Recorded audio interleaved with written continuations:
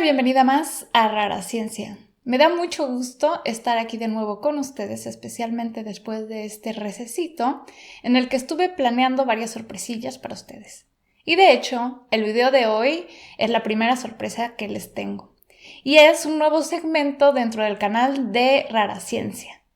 Este segmento se llama Papelito Habla.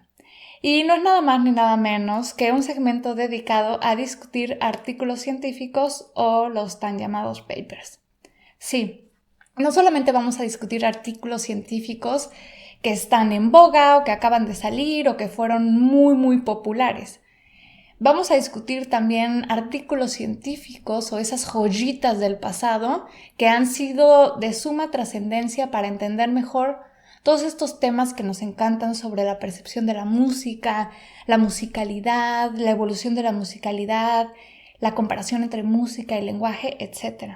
Y de hecho, el día de hoy, para inaugurar este segmento, vamos a comenzar con un artículo muy interesante, o al menos que a mí me pareció súper relevante.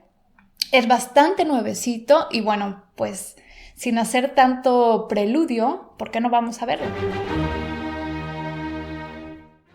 Pues la mejor manera de comenzar es mostrándoles el artículo que vamos a discutir hoy, que aquí lo tenemos. ¿Qué podemos leer aquí? Que este artículo versa sobre la organización armónica. ¿Y qué nos está diciendo? Pues al parecer que esta transmite dos tipos de señales. Unas que son universales, es decir, que cualquier persona alrededor del mundo puede comprender o percibir, y las otras que son específicas de la cultura en la que cada uno nos desarrollamos. Por otra parte, dice que esas señales nos ayudan o son, digamos, el vehículo a través del cual nosotros podemos identificar emociones. Y bueno, lo más importante para arrancar con la discusión del artículo es entender un poco del marco teórico que en este caso los autores proponen para que se pueda comprender mejor desde dónde nace su inquietud o sus hipótesis o la manera en la que van a aproximarse a este problema. Y bueno, uno o el primer y más importante concepto es el aspecto de la universalidad de la música como un vehículo, como un medio para transmitir emociones. Esto sin duda no está en tela de juicio, es algo que hemos experimentado y que experimentamos de manera constante, independientemente si la música o la melodía que estamos escuchando contiene letra y entendemos, comprendemos la letra, es decir, el lenguaje, el discurso que está dentro de esta composición musical, o bien si no tiene absolutamente nada de letra incluida. Sin importar si ocurre uno u otro, somos capaces de identificar una emoción y muchas veces, si no es que la mayoría, de sintonizarnos con esa emoción. ¿Ok? Entonces, este aspecto de la universalidad de la música como vehículo para transmitir emociones es uno de los conceptos importantes. Otro de los aspectos clave que manejan los autores es las señales o las pistas que utilizamos, digamos, para identificar un sonido y terminar etiquetándolo como positivo o como desagradable. Y nos comentan, digamos, dos tipos particulares. Uno, los que están delimitados por nuestra anatomía y nuestra fisiología, es decir, que son innatos, y otros que tienen que ver más con la cultura, es decir, con lo que estamos familiarizados, con los estilos con los que crecimos y nos resultan pues conocidos. Por ende, muchas veces tendemos a identificarlos como pues más agradables, igual pues creo que sé cómo bailarlo, etc. Y en los que son más alusivos a la parte innata, pues tenemos aspectos o atributos básicos del sonido que ya hemos platicado en otros videos. Por ahí le voy a dejar el link para quienes quieran ahondar un poquito más en estos aspectos de psicofísica del sonido. Y tenemos ejemplos como la intensidad, es decir, como humanos tenemos un umbral de lo que es mínimamente requerido para que lo podamos identificar, no solamente en el volumen, en la intensidad, sino también qué frecuencias podemos utilizar, qué volumen termina siendo dañino o percibiéndose como doloroso. Igual las frecuencias entre altas y bajas que son audibles en el rango de frecuencias perceptibles del humano. Y aquí viene un atributo que es muy interesante y que va a ser detallado a lo largo del estudio y retomado en el método, que es el que se denomina roughness en inglés y que tiene que ver con la aspereza acústica. Y esto es algo precioso porque literal tiene que ver con una determinante fisiológica. Estamos hablando con la frecuencia máxima a la que puede vibrar la membrana basilar, ojo, oído interno, y que va a poder permitir que diferentes ondas que choquen e impacten a esta membrana puedan ser separadas y decir aquí va un tono y aquí va otro tono. Y ese es un parámetro que los autores manejan. Bueno, es algo que sabemos que está asociado con un factor fisiológico que es innato, y vamos a ver cómo estas variables pueden influir en lo que nosotros vamos a evaluar. No sé, en esta manera en la que van a etiquetar las personas a un sonido como agradable, como desagradable, como positivo, como intenso, etc. Hay una parte en el cuerpo teórico del artículo donde los autores comentan: no hay un acuerdo universal para definir qué es música y qué no es música, porque va a depender mucho de los conceptos que las diferentes culturas tengan. Y aunque hay una hegemonía, es decir, una dominancia de ciertos conceptos que se consideran como los elementales para considerar, por ejemplo, que hay consonancia o disonancia en un sonido, en realidad este aspecto de decir esto suena bien, suena mal, está combinado, como ya vimos, por aspectos que tienen que ver con nuestra fisiología auditiva, como también con aspectos que tienen que ver con la cultura en donde nacimos.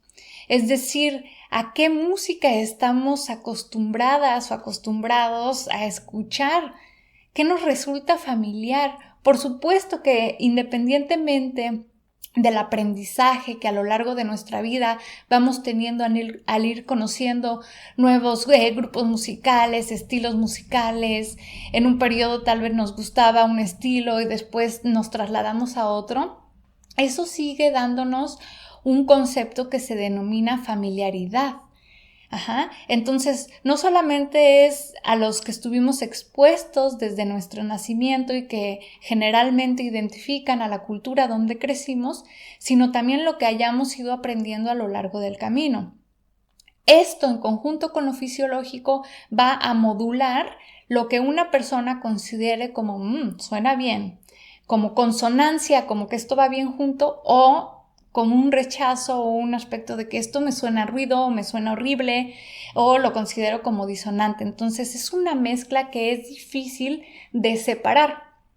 Y lo que van a hacer ellos es que en sus estímulos van a tratar de modificar algunos aspectos mientras otros los dejan fijos, los dejan estables, para poder ir descartando las variables que importen más a la hora de que un grupo cultural evalúe o califique un fragmento musical como no solamente agradable o desagradable, sino qué etiqueta emocional le va a poner. Y la pregunta va a ser: ¿cuáles de estos elementos tienden más a lo cultural y cuáles de estos elementos tienden más a aspectos fisiológicos? Y con todos estos conceptos, los autores terminan hilándolos o uniéndolos con una aproximación bastante contundente, donde dicen que, bueno, esta hegemonía que existe, que es relacionada con la música occidental, con la teoría de la música occidental, que nos lleva aquí a la parte obligatoria de mencionar a las escalas musicales, o sea, estos conjuntos de sonidos ordenados que van desde una nota hasta la repetición de esa misma nota y de ahí formar una escala, y de manera general las que se denominan una escala mayor o una escala menor. La escala mayor, en esta teoría musical occidental, está asociada básicamente siempre con la percepción de una emoción positiva, ya sea esta sensación de alegría, es música alegre, es música contenta, o es una escala menor y lo que nos hace sentir o que lo que nos lleva a evaluar o etiquetar emocionalmente es que es triste o que es más de penumbra o que es más depresiva o que es más calma, por decirlo menos. Y en este punto del método se vuelve sumamente relevante este concepto que nos presentaron desde el título y que tiene que ver con la organización armónica.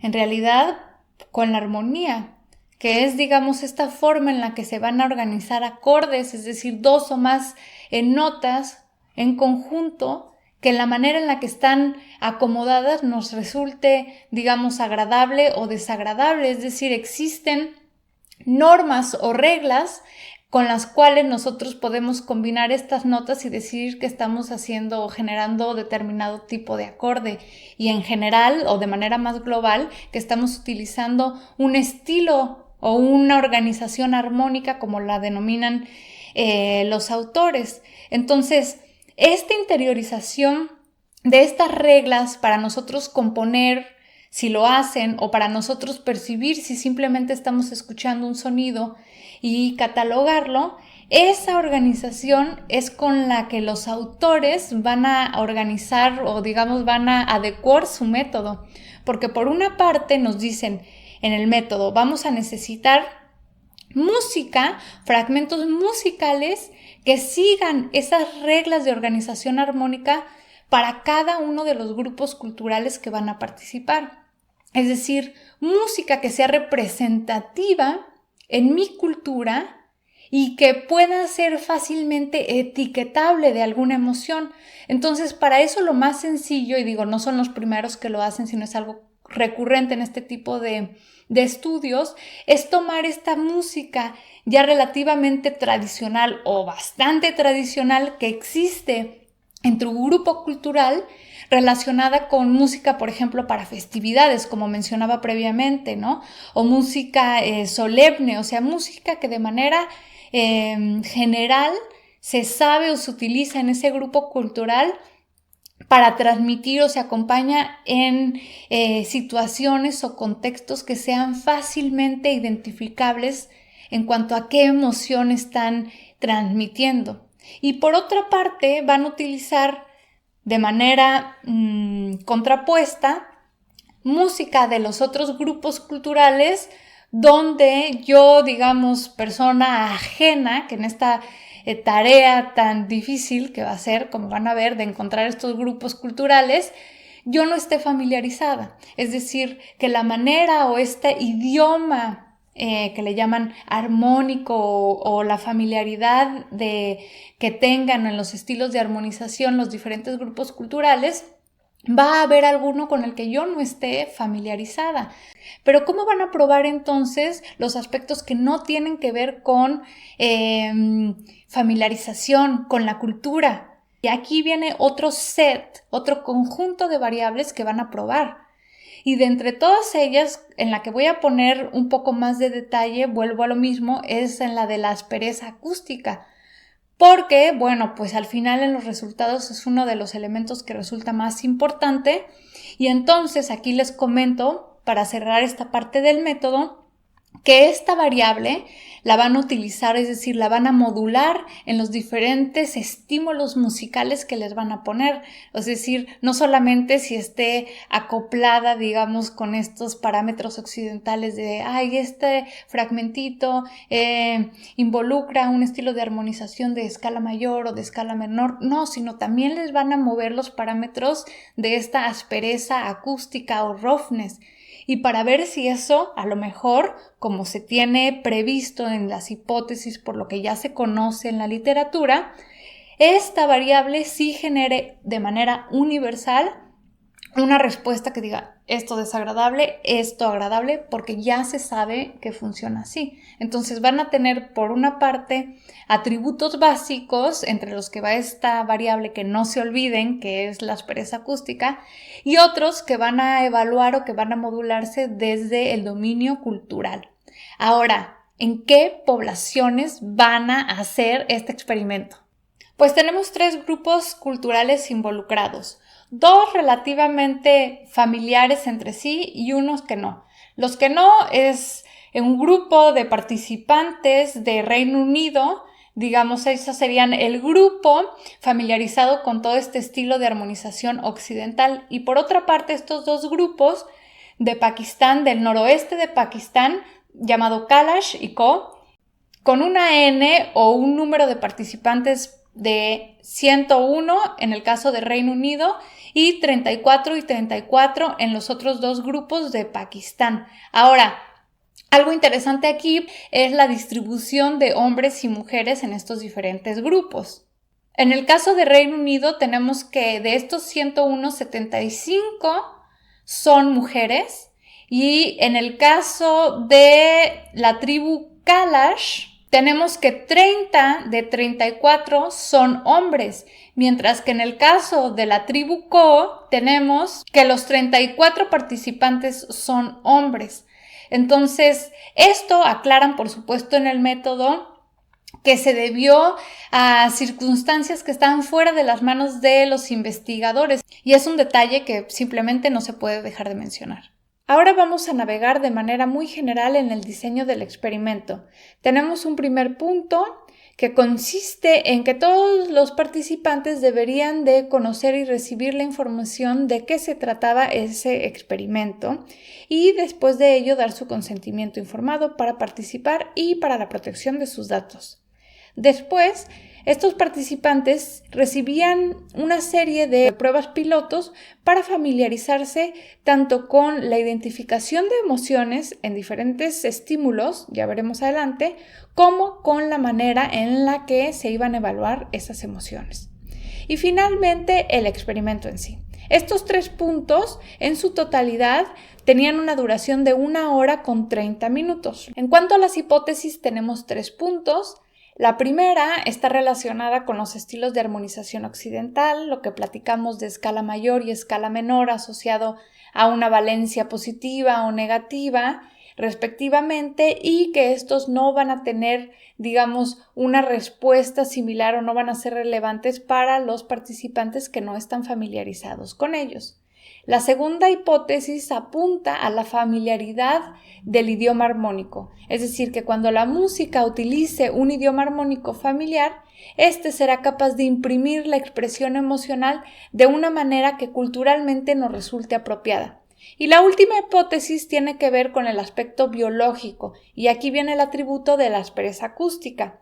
Entonces, los estilos de armonización que estén modificados con este atributo van a impactar la expresión emocional, y esto va a ser tanto para la gente de Reino Unido como para los dos grupos de Pakistán. Es decir, este aspecto sí va a tener un carácter universal. El procedimiento que tuvieron que realizar los participantes de este experimento, pongo aquí 2 de las pruebas que tuvieron que realizar. Una que era una escala que les servía para evaluar emociones, es decir, iba a ser la manera en la que entrenaban a los participantes a ponerle número a las emociones, a ponerle número a la valencia, es decir, qué tan placentero o desagradable encuentras este sonido, del 1 al 5, qué tan energético, es decir, qué tan calmo o intenso encuentras este sonido, y finalmente un aspecto de dominancia que tiene que ver con la intensidad, es decir, qué tan inconspicuo o presente y dominante encuentras ese sonido. Otro aspecto importante fue el de identificar emociones básicas, y para esto los participantes se entrenaron con 3 estímulos diferentes. Unos eran rostros, otros eran frases, otros eran fragmentos musicales.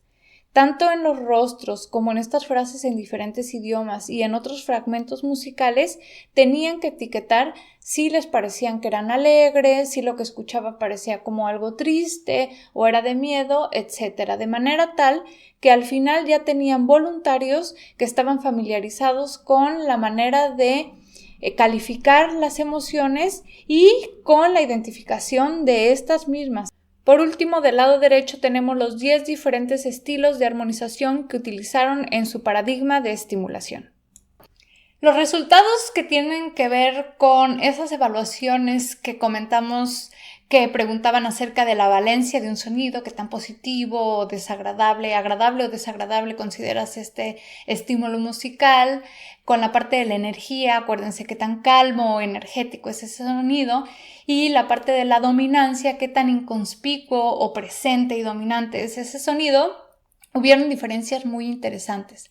En cuanto a la valencia, las diferencias se debían tanto a qué grupo cultural era el que está haciendo esa evaluación, es decir, a qué grupo cultural perteneces, pero también a cuál de los estilos armónicos estás evaluando.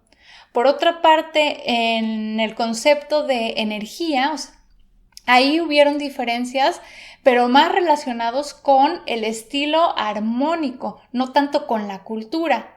Y por último, en la parte de dominancia, aquí el concepto, digamos, o la variable más determinante para ver estas puntuaciones fue la cultural, es decir, a qué grupo cultural pertenecías para hacer este tipo de evaluaciones. Y en este momento se preguntarán, bueno, ¿qué pasó con la hipótesis jugosa de si los estilos de armonización propios de Occidente relacionados con la escala mayor y la escala menor generaban las mismas respuestas en estas dos tribus de Pakistán ajenas a este estilo de armonización? Y pues, ¿qué creen? Pues que no. Reportan en los resultados que tanto los puntajes otorgados para la valencia, es decir, qué tan agradable, desagradable consideras este sonido, pues para las dos categorías que implicaban o digamos fueron moduladas para tener un estilo de armonización de la escala mayor, es decir, positivo, alegre, sí recibieron ese tipo de etiquetas, sí recibieron puntajes más altos comparado con la escala menor, pero solamente en la población de Reino Unido. En las otras dos tribus de Pakistán, esos resultados no se distinguían de los que se obtuvieron en la escala menor. Y no solo eso, cuando se evaluaron también las respuestas asociadas con las 4 emociones básicas que mencionaba, las emociones o la emoción, la de alegría, asociada por la hipótesis como algo que se iba a presentar en los dos estilos de armonización que utilizaban la escala mayor, se presentó pero únicamente en la población de Reino Unido. En las otras dos tribus, estas etiquetas emocionales no formaron ningún tipo de relevancia o ningún tipo de patrón para de manera general en los resultados decir, sí, los etiquetan de manera similar, es decir, son universales, y la respuesta de este estudio a esa pregunta, la gran pregunta, es no. Y se acordarán ustedes que también había una pregunta relacionada con la familiaridad, y ahí vamos directamente con la tribu Kalash, porque entre los estímulos que formaban parte de este paradigma experimental estaban fragmentos musicales propios de esa cultura, es decir, únicamente ellos deberían, digamos, de responder adecuadamente o en sintonía con la forma en la que etiquetaban esos fragmentos musicales. Esa tribu evalúa esos fragmentos musicales propios de su cultura con niveles de energía, digamos, más o menos calmos, más o menos bajos, con una dominancia alta, es decir, qué tan conspicuo o qué tan dominante era ese fragmento musical, totalmente presente. Y esos resultados no se compartieron con los otros dos grupos, ni siquiera con los que están relativamente familiarizados, los CO, y tampoco con las personas que participaron en Reino Unido. Es decir, este aspecto de familiaridad, de qué tan correspondiente o qué tan en sintonía son las etiquetas que tú le pones a los sonidos que son propios de tu cultura, se confirmó con este resultado, parte del experimento. Y otro resultado sorprendente es el que encontraron cuando evaluaron las respuestas asociadas con una de estas 8 categorías o estilos de armonización, y una de estas más o menos estaba pensada para ser como una especie de variable control, y era utilizar un estilo de armonización que no fuera familiar para ninguno de los grupos culturales, y para ello utilizaron una escala que se le llama escala de tonos o escala de tonos completos, o whole tone en inglés. Y bueno, lo que esperaban era eso, ¿no? Que en ninguno de los grupos culturales tuviera, digamos, sentido o tuviera algún tipo de congruencia a la hora de la valencia, si es positivo o negativo. Sin embargo, fue muy interesante que encontraron que la tribu Kalash sí que presentó puntajes tanto de valencia, es decir, qué tan positivo, qué tan agradable o desagradable es este sonido, puntajes altos de valencia, también de energía y también de dominancia. Es decir, que independientemente de la familiaridad, porque ninguno de los grupos era familiar a este tipo de armonización, este estilo de armonización, generara respuestas así tan contundentes. Sí, lo encuentro energético, sí, es bastante dominante, sí, tiene una valencia positiva, salvo la tribu Kalash. Y para finalizar, no se olviden que teníamos una pregunta relacionada con la fisiología. Y era, ¿se acuerdan de la categoría de la aspereza acústica, roughness? Y aquí la hipótesis, recordando, era pues simplemente que iba a ser algo etiquetado con una valencia negativa, es decir, que no es agradable. Pues, ¿qué creen? Que la hipótesis se cumplió, pero parcialmente. Efectivamente, encontraron una correlación lineal positiva, es decir, a mayor modulación y digamos presencia o incremento de este atributo de aspereza acústica, encontraron puntajes más altos tanto en la categoría de energía como en la categoría de dominancia. Y esto para los 3 grupos culturales. Sin embargo, en la de valencia, es decir, qué tan agradable, desagradable encuentras este sonido musical, esto se cumplió únicamente para Reino Unido y para la tribu Ko, no así para los Kalash. Otra vez encontramos otra variable, otro resultado donde se distinguen. Y aquí discuten, porque ese es el resultado final de todos los que presentan, algo muy interesante, que de estas variables que empezaron a encontrar en conjunto asociado con las evaluaciones que daban los integrantes del grupo Kalash, finalmente describían un patrón diferente, un estilo, una estética musical diferente, comparado incluso de esta otra tribu más o menos cercana, los Ko, y de este otro grupo cultural de Reino Unido, pues bastante alejados de sus estéticas musicales. No quiere decir que no perciban ese atributo o que a lo mejor esas frecuencias que generan esa percepción que puede ser como de desagrado o de alarma en este grupo particular, en los Kalash, resulte en un estilo de armonización que tenga una valencia pues más positiva comparado con otros. Y aquí nos habla también de esta estética musical que corresponde a los diferentes grupos culturales evaluados en el estudio. Y para discutir y finalizar los resultados de este experimento, pues concluyen los autores con esta aseveración de que al menos en sus datos, en la población que ellos evaluaron, pues para ellos estos estilos de armonización tradicionales típicos de Occidente que refieren a la escala mayor y a la escala menor no generan estas emociones esperadas o llamadas universales cuando preguntamos acerca de la escala mayor y estos sentimientos de alegría. Entonces, aquí ellos, digamos, ponen una marca especial para decir que estos aspectos, digamos, son aprendidos, son modulados por la cultura, por la familiarización y no son universales como tal. El problema que han tenido otros estudios es realmente tener un método más limpio, más cuidadoso a la hora de tanto formular el paradigma experimental como a la hora de elegir las poblaciones con las que quieren trabajar. Otro aspecto que mencionan y que discuten bastante son los datos que encontraron en particular con la tribu Kalash, cuando en estos aspectos de evaluación de atributos básicos como fue el roughness o la aspereza acústica, pues vieron que sí, efectivamente, son aspectos que se ven modulados por diferentes otros factores que aprendemos, a qué nos exponemos, dónde crecimos, etc. Espero que este artículo les haya parecido interesante y útil.